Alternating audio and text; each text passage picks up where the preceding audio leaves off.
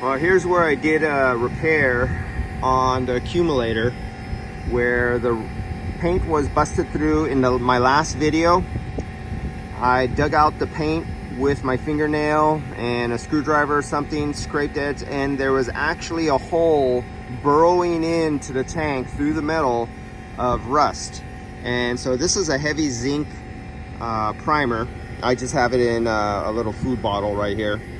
But this is all I put on top of that right now, and that will take care of any more rusting. There'll be no more rust at that point, because if we've ever seen, any of you have ever gotten failures at the welds where they weld the tanks, or in the middle where you get pinholes, that's what was happening right there. It was a deep pinhole that was digging way deep into the metal. And so now that I put a zinc coating on there, that will outlast the rest of the life of the unit, and my customer won't have a unit go down on them in another 5 or so years where I'm called out here to a leak and tell them, okay, well, it's almost cheaper to buy, you know, you have a 10 or 15-year-old unit, it'll be almost cheaper to buy a new unit if we could even get this accumulator in 10 or 15 years, because these units last 15, 20 years plus. Well, unless they're not installed correctly, then they don't, or maintained. But other than that, there's no reason to repair a unit.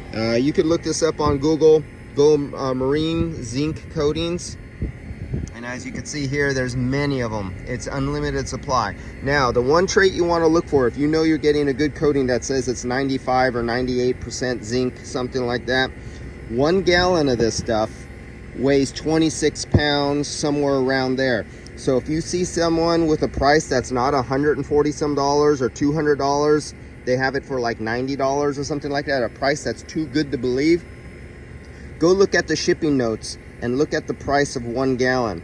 1 gallon should be somewhere around 25, 26 pounds. If you see 1 gallon being sold for say $90 and you look at the weight and it says it only weighs 10 pounds or 12 pounds, then you know you're not getting your money's worth. That's why it's so cheap. This is like a little lead fishing weight. This stuff is really heavy.